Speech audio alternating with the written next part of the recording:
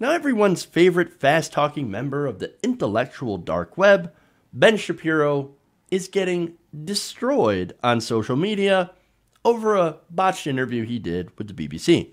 Now, the interview was with British journalist Andrew Neil, and Shapiro was aggressively questioned over some of his rhetoric about people in the Middle East, Muslims, his opposition to abortion, and some other controversial topics. And I want to show you, and this is a long interview, it's 16 minutes long. The stories, of course, the link we'll have in the description will lead you to that video, so you can watch the whole thing in context. And I strongly recommend it. It was a very entertaining 16 minutes.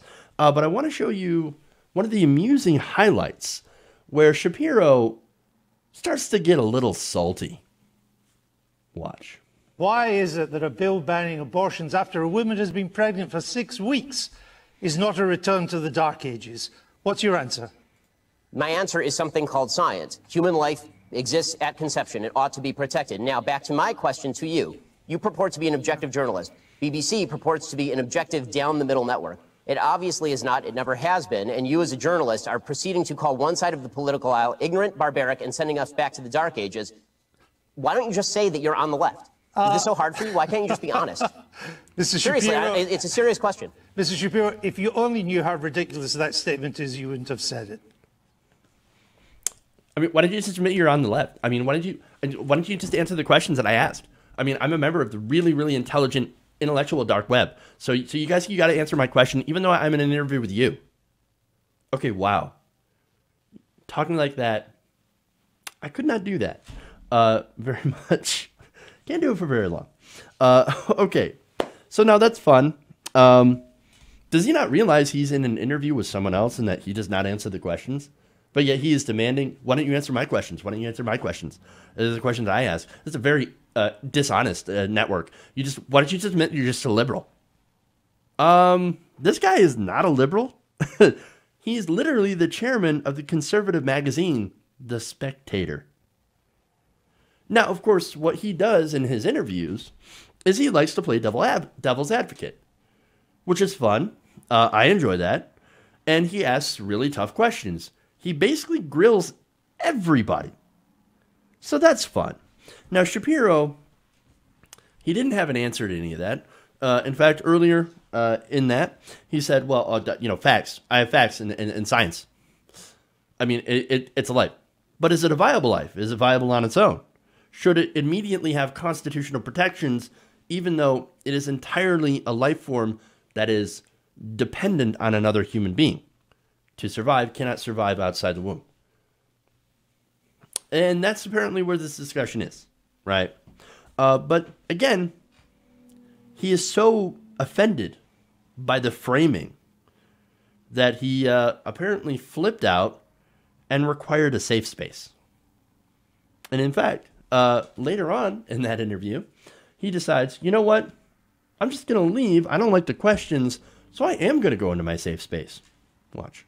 I just asked you a question.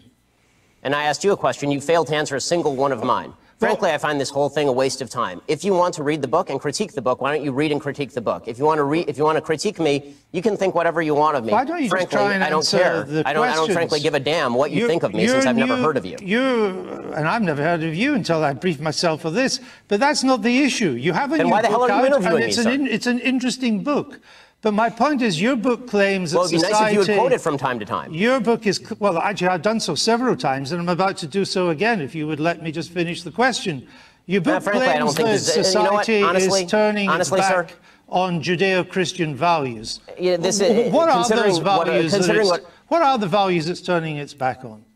I'm not inclined to continue an interview with a person as badly motivated as you as an interviewer. So I think we're done here. I appreciate your time, sir. All right. Well, thank you for your time and for showing that anger is not part of American political discourse. Now, Mr. Shapiro, we'll say goodbye. I love the dig at the end. Yeah, thank you for showing us that anger is not a part of American discourse. Oh, damn. I don't think anybody who's covered that has really talked about that little dig, but I found it really funny. Especially since he is so incredibly angry. So, look, as I said, lots of fun. won't answer the questions, demands that the interviewer answer his questions. Again, not quite understanding how the whole thing of an interview actually is supposed to work. And doing the typical Shapiro thing, talking fast, and then getting angry. All right. Now, of course, to be fair to Shapiro, he later on came out and did a sort of non-apology.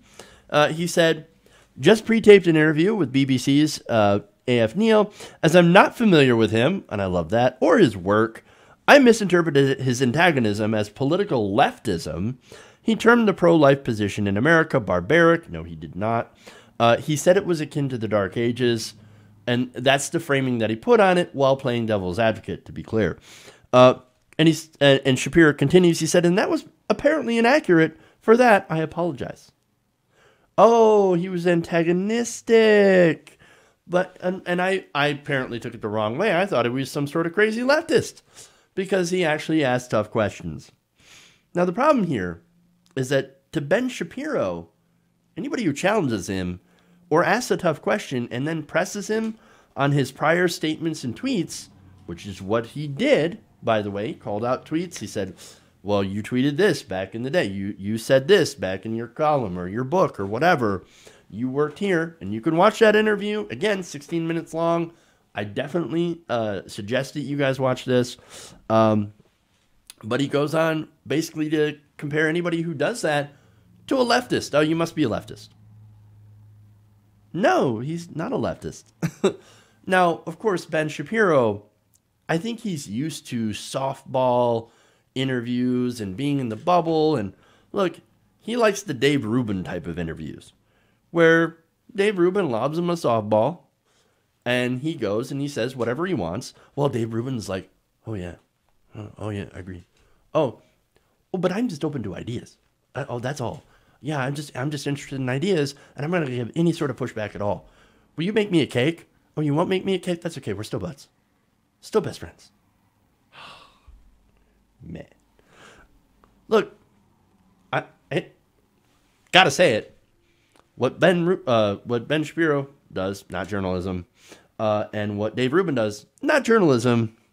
In fact, Neil is actually really close to journalism, and I actually wish that our anchors here were as tough on people, it doesn't matter right or left, as Andrew Neil was. Now, following this, Shapiro got mauled on social media because of it.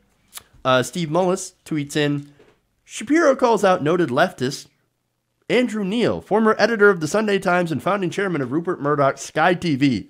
Oh, and chairman of The Spectator. Jane Merrick says, absolutely hooting with laughter that Ben Shapiro just accused Andrew Neil of being terrible, biased, liberal lefty.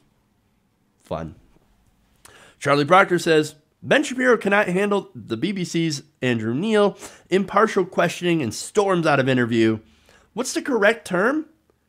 Snowflake. Oh, I love it. James Felton says, here's regular user of the term snowflake Ben Shapiro shortly before he ran away from an interview because he found Andrew Neil to be too left-wing.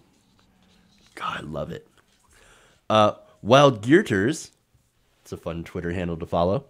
Ben Shapiro going on BBC and demanding conservative Andrew Neil admit he's a leftist, then crying about how unfair it is to be asked critical questions about his book before running away from the interview shows how these American conservatives are accustomed to their safe spaces.